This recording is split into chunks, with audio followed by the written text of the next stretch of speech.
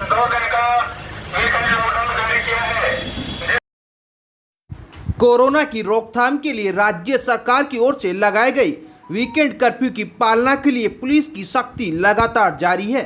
जगह जगह लगाई गई चेक पोस्ट पर बिना वजह घूमने वालों के पुलिसकर्मी चालान काटकर घर पर ही रहने की हिदायत दे रहे हैं। वीकेंड कर्फ्यू के लिए शहर में जगह जगह पुलिस का जाब्ता भी तैनात किया गया है। रविवार को भी वीकेंड कर्फ्यू के चलते शहर में किसी तरह की कोई दुकानें नहीं खुली, जिससे बाजार से व अन्य इलाकों में सड़कों पर सन्नाटा पसरा रहा। सरकार की गाइडलाइन के अनुसार कल से सब्जी, फल व किराना की दुकानें शुक्रवार तक सुबह 6 बजे से 11 बजे तक ही खुलेगी। इसके अलावा अन्य किसी तरह की कोई दुकानें नहीं खुलेगी। राजस्थान सरकार कोरोना के लगातार बढ़ रहे मामलों के बाद अब सख्ती के मूड में आ चुकी है। रविवार से पूरे प्रदेश में नई गाइडलाइन प्रभावी होने जा रही है। नई गाइडलाइन इस कदर सख्त है कि निजी वाहन दोपहर 12 बजे के बाद पेट्रोल पंप से डीजल, पेट्रोल और गैस भी नहीं भरवा सकेंगे। इसके अलावा फल, सब्जी और किराना सामान की दुकानें भी सिर्फ 5 घंटे यानी सुबह 6 बजे से 11 बजे तक खुली रहेगी। लेकिन इतने सख्त लॉकडाउन के बीच भी शराब प्रेमियों का पूरा ध्यान रखा गया है। राज्य के वित्त विभाग ने जो आदेश शराब की दुकानों के संबंध में जारी किया है, उसके मुताबिक अब सप्ताह के 5 दिन तक शराब के शौकीन शराब खरीद सकेंगे। हाँ, शराब की दुकानों को खोलने का समय थोड़ा सीमित है और इसके लिए शराब प्रेमियों को सुबह थोड़ा जल्दी उठना पड़ेगा, क्योंकि शराब की दुकानें सुबह 6 बजे से 11 बजे तक खुली रहेगी। सरकारी आदेश के अनुसार शराब की दुकानें सुबह 6 बजे से 11 बजे तक खुल सकेगी। अब सरकार भी क्या करे, मामला सरकारी खजाने से जुड़ा है और सरकार भी लॉकडाउन में अपनी कमाई जारी रखना चाहती है। इसीलिए तय हुआ कि फल, सब्जी और किराने की तर्ज पर शराब की दुकानें भी खोली जाए। लेकिन शनिवार व रविवार को शराब की दुकानें पूरी तरह से बंद रहेगी। आप ये भी जान लीजिए कि आखिर शराब की दुकानों को दी गई इस छूट के सरकार के लिए मायने क्या हैं। दरअसल शराब की बिक्री से राजस्थान सरकार को तगड़ा राजस्व मिलता है। पिछले वित्तीय वर्ष में राजस्थान सरकार को इस आबकारी मद से करीब 10,000 करोड़ रुपए मिले थे। इस साल यानी 1 अप्रैल से शुरू हुए वित्तीय वर्ष का आबकारी लक्ष्य करीब 13,500 करोड़ का तय किया गया है। अब इस लक्ष्य की खातिर लॉकडाउन में भी कुछ घंटे ही सही मगर दुकानें तो खोलनी ही पड़ेगी, यानी शराब प्रेमी लॉकडाउन में भी निराश नहीं होंगे। ब्यूरो रिपोर्ट, केकड़ी तक। कोरोना संक्रमण की चेन को तोड़ने के लिए राज्य सरकार की ओर से जारी की गई गाइडलाइन की पालना के तहत आज से केकड़ी क्षेत्र से लगने वाली अन्य जिलों की सीमाओं को सील कर दिया है। केकड़ी इलाके से जुड़ी भीलवाड़ा व टोंक जिले की सीमाओं को पूरी तरह से सील कर दिया है। केकड़ी से भीलवाड़ा वाया सांपला मार्ग पर श्यामपुरा के पास, केकड़ी से भीलवाड़ा वाया कादेड़ा मार्ग पर रातादी चौराहे के पास, सावर से पंडेर मार्ग पर कुसायता के पास, कोटा राजमार्ग पर नापाखेड़ा गांव के पास, पुराने कोटा मार्ग पर रामथला गांव के पास, बघेरा मार्ग पर अजमेर व टोंक जिले की सीमा पर व जयपुर मार्ग पर कोटड़ी के आगे सीमा पर बैरिकेड लगाकर चेक पोस्ट स्थापित की गई है। इसके अलावा अन्य सभी छोटे मार्गों को भी बंद कर दिया गया है। चेक पोस्ट से सिर्फ मेडिकल इमरजेंसी वालों का RT-PCR रिपोर्ट दिखाने पर ही आवागमन हो सकेगा। इसके अलावा निजी वाहनों से किसी तरह का आवागमन नहीं हो सकेगा। वहीं माल ढुलाई से संबंधित वाहन भी निकल सकेंगे। चेक पोस्ट पर सरकार की गाइडलाइन की पालना के तहत बैरिकेड लगाकर वाहन चालकों से पूछताछ की जाएगी। सावर थाना प्रभारी धर्मपाल मीणा ने कुसायता व नापाखेड़ा चेक पोस्ट पर जाकर जायजा लिया।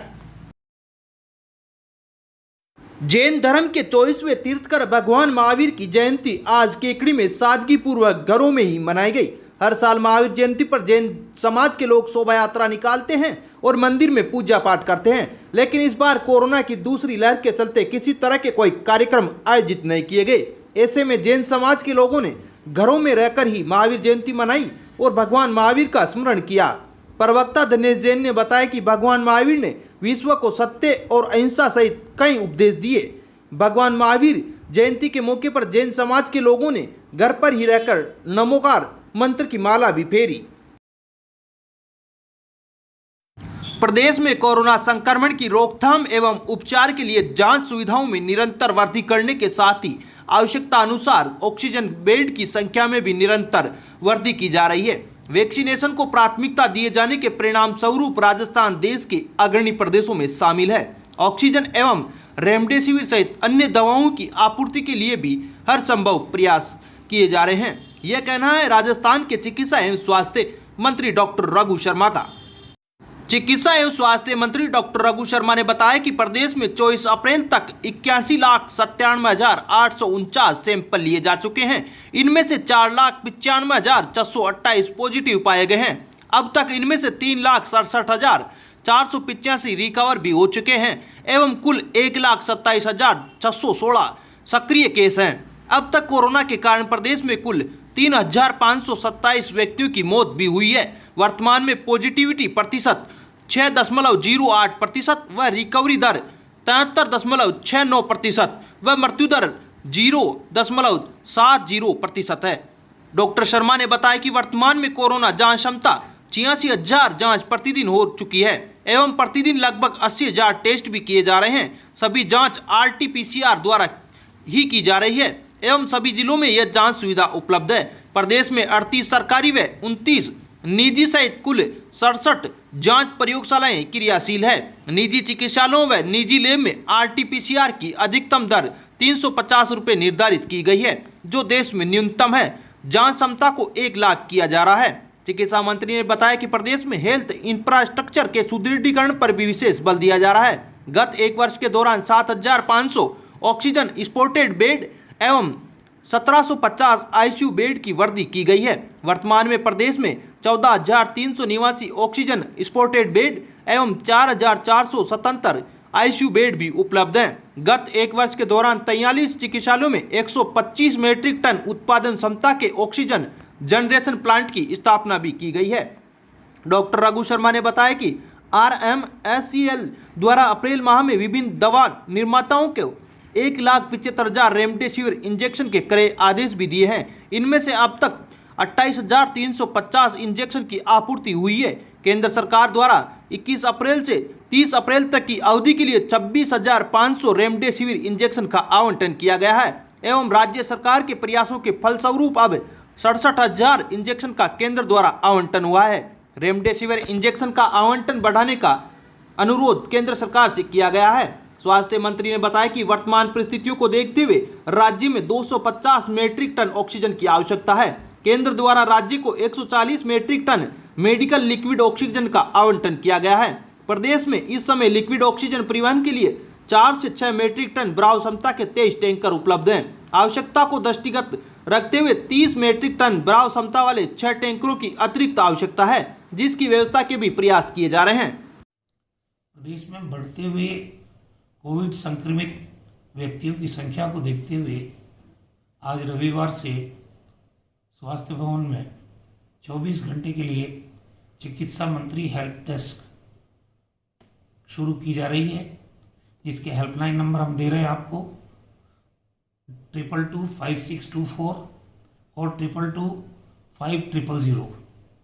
इन नंबरों पे डॉक्टर लक्ष्मण सिंह ओला जो RCH के हमारे डायरेक्टर हैं, वो इस हेल्प डेस्क के प्रभारी रहेंगे और इन नंबरों पे आप जब कॉल करेंगे तो इलाज में आ रही किसी भी प्रकार की कठिनाई का निवारण करने के उद्देश्य से ये हेल्प डेस्क हमने प्रारंभ की है। आपसे मेरी अपील है कि इस महामारी के दौर में इस हेल्प डेस्क के माध्यम से आप जो भी सहायता प्राप्त कर सकते हैं राज्य के किसी हिस्से में, ये सहायता के लिए आप यहाँ अपनी कंप्लेंट रजिस्टर करा सकते हैं। निकटवर्ती ग्राम आमली में आज अज्ञात कारणों के चलते एक बाड़े में आग लग गई। वो तो गनीमत रही कि समय रहते आग पर काबू पा लिया, अन्यथा बड़ी जनहानि भी हो सकती थी। जानकारी के अनुसार आमली गांव में दोपहर को नंदलाल शर्मा के बाड़े में आग लग गई, जिससे बाड़े में रखा चारा व लकड़ियां धू-धू कर जलने लगी। ग्रामीणों ने स्वयं के स्तर पर आग पर काबू पाने का प्रयास शुरू करते हुए दमकल विभाग को भी सूचना दी। सूचना पर केकड़ी से दमकल भी मौके पर पहुंच गई। दमकल व ग्रामीणों ने संयुक्त प्रयास कर करीब 1 घंटे की मशक्कत के बाद आग पर काबू पा लिया। आग से किसी तरह का कोई नुकसान नहीं हुआ। कोरोना गाइडलाइन का उल्लंघन करने पर उपखंड अधिकारी सुरेंद्र सिंह राजपुरोहित ने आज एक किराने की सामान व एक जूस की दुकान को अग्रिम आदेशों तक के लिए सीज कर दिया है। उपखंड अधिकारी सुरेंद्र सिंह राजपुरोहित व तहसीलदार राहुल पारिक ने आज पॉजिटिव आए मरीजों के घर घर जाकर उनके स्वास्थ्य व मेडिकल की देखरेख के बारे में जानकारी भी ली। उपखंड अधिकारी सुरेंद्र सिंह राजपुरोहित ने बताया कि अन्य जिले की सीमाएं पूरी तरह से सील कर दी गई है। चेक पोस्ट से सिर्फ मेडिकल इमरजेंसी वाले लोगों को ही आने जाने दिया जाएगा। इसके अलावा किसी भी वाहन या व्यक्ति को जिले की सीमा में प्रवेश नहीं दिया जाएगा। उपखंड अधिकारी सुरेंद्र सिंह राजपुरोहित ने बताया कि शादियों की सीजन को देखते हुए सभी विवाह वाली जगहों पर कार्मिक तैनात कर दिए हैं। जहां भी शादी समारोह स्थल या शादी में भीड़ उमड़ी तो कार्रवाई की जाएगी। शादियों में निगरानी के लिए भी कार्मिकों को नियुक्त किया गया है। विवाह समारोह में निगरानी के लिए प्रशासनिक टीम को लगा दिया है। कोरोना गाइडलाइन का उल्लंघन किसी भी सूरत में बर्दाश्त नहीं किया जाएगा। लेकर जो वीकेंड कर्फ्यू और कल से नई गाइडलाइन उसको लेकर क्या है? राज्य सरकार की गाइडलाइन के अनुसार हमने कुछ सख्त कार्रवाई के लिए अभी आज प्रारंभ किया है। एक तो जितने शादी समारोह है उनकी जिनकी सूचना हमें प्राप्त हो गई है तो उनके शादियों के जो पॉइंट है जहाँ जहाँ शादियाँ होती है उन जगहों पे एक एक जगह हमने एक एक प्रभारी लगा दिया है वहाँ पे, और उन सबके प्रभारी कार्तिकेय लाटा जी हमारे जो निर्देशदार है वो रहेंगे। वहाँ पे एक एक लेक्चरार को लगाया, वो शादी समारोह में पूरे समय वहाँ पे मौजूद रहेगा और उसकी वीडियोग्राफी करेगा। अगर किसी भी प्रकार की उल्लंघन होता है तो तत्काल प्रशासन को सूचित करेगा और संबंधित के विरुद्ध कार्रवाई की जाएगी। इसी तरह से चेक पोस्टों के लिए जो कल सुबह 5 बजे से अंतर जिला परिवहन पे सरकार ने जो सख्ती की है, जो रोक लगाई है, उसमें हमने 4 पॉइंट बनाए हैं, 4 चेक पोस्टें बनाई है। एक कादेड़ा, एक जूनिया के एग्री क्षेत्र में और एक कुसायता और एक नापाखेड़ा सावर क्षेत्र में। वहाँ पे जो भी अंतर जिला जो भी आएंगे वाहन उनको चेक करके, तो अगर कोई इमरजेंसी नहीं है तो अनुमति नहीं है सरकार द्वारा, इसके अलावा कोई भी वाहन होगा तो उसको वहीं रोका जाएगा। वहाँ बैरिकेडिंग करवाई जा रही है, पुलिसकर्मी भी वहाँ पे साथ में रहेंगे और सख्ती से इस तरह के आवागमन जो है उसके ऊपर पाबंदी लगाई जाएगी। इसके साथ ही जिला चिकित्सालय के अंदर आसपास के जिलों से बहुत सारे मरीज आ रहे हैं, इसलिए बेड की ऑक्यूपेंसी लगभग फुल हो चुकी है। तो वहाँ पे भी बेड हम बढ़ाने के लिए, हॉस्पिटल में बढ़ाने के लिए कर रहे हैं। इसके साथ ही सामने पटेल आदर्श स्कूल के अंदर 50 बेड इमरजेंसी के अंदर हम रखवा रहे हैं, जहाँ सामान्य लक्षणों वाले मरीजों को वहाँ रखा जाएगा। 5-7 ऑक्सीजन सिलेंडर वहाँ भी रखेंगे हम। इसके साथ स्टाफ रहेगा और चिकित्सा अधिकारी जो कि हॉस्पिटल में कार्यरत है वो वहाँ एक राउंड लेंगे, ताकि कोई भी मरीज को अगर कोई किसी प्रकार की अगर सीरियसनेस अगर होने की संभावना है तो उसको तत्काल जिला चिकित्सालय में शिफ्ट किया जा सके। इस तरह से आज हमने जो है राउंड लिया और जो भी लोग पॉजिटिव है केकड़ी क्षेत्र में उन सब से जाके उनको पूछा कि भाई आपको सुविधाएं मिल रही है, नहीं जैसे उनको दवा मिलनी चाहिए थी दवा मिल रही, तो लगभग सब लोगों को दवा मिल रही है। लेकिन एक थोड़ी परेशानी वाली बात ये है कि जो पॉजिटिव है उसको ये मानते हुए कि सारे घर के लोग पॉजिटिव हो गए हैं, उनको घर पे स्टे करना चाहिए, तो कुछ लोग बाहर घूमते हुए पाए गए, उनको भी एक चेतावनी दी गई है और उन्हें समझाया गया कि भाई आप लोग अपने घरों पे रहे और सुरक्षित रहे, तो दूसरों की जान खतरे में ना डालें। इस तरह से 2-3 दुकानों वाले जो थे आज खुले पाए गए थे। 2-3 बजे जब हम गए थे तब उनकी 2 दुकानें हमने सीज की है, किराना की दुकान सीज की है और इसके साथ ही एक ज्यूस सेंटर हमने सीज किया है। इस तरह से जो भी गाइडलाइन है उसकी पालना सख्ती से करवाने के लिए प्रशासन प्रतिबद्ध है। केकड़ी में रविवार को कोरोना के शतक के साथ एक बार फिर से महाविस्फोट हुआ है। एक साथ 100 से अधिक नए कोरोना संक्रमित मरीज सामने आए हैं। आज 126 जनों की रिपोर्ट कोरोना पॉजिटिव आई है। सबसे बड़ी खास बात यह है कि इस बार भी कोरोना संक्रमण सबसे अधिक गांवों में फैल रहा है। गांवों में लोगों की लापरवाही के चलते तेज गति से संक्रमण फैलता जा रहा है। रविवार को केकड़ी शहर में 51 व ग्रामीण इलाके में 75 जनों की रिपोर्ट कोरोना पॉजिटिव आई है। राजकीय जिला चिकित्सालय के पीएमओ डॉक्टर नेमीचंद जैन ने बताया कि 374 सैंपल में से 126 जनों की रिपोर्ट पॉजिटिव आई है।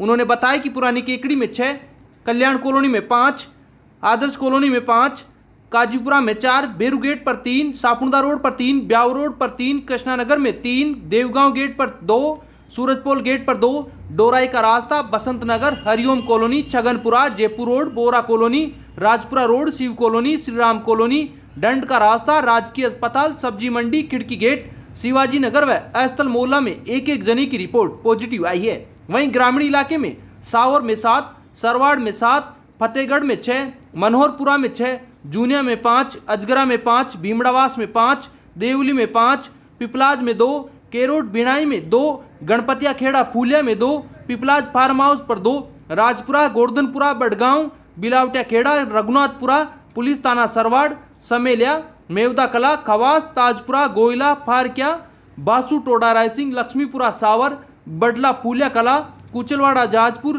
पारा, खीरिया, सातोलाव, कल्याणपुरा, टाटोटी व रूपपुरा, भीलवाड़ा के एक एक जने की रिपोर्ट पॉजिटिव आई है। पीएमओ ने बताया कि एक साथ बड़ी संख्या में पॉजिटिव आने के बाद अब आमजन को कोरोना से बचाव के उपायों को अपनाना चाहिए, जिससे कि कोरोना से बचा जा सके। उन्होंने लोगों से कोरोना प्रोटोकॉल की पालना करने की अपील की है।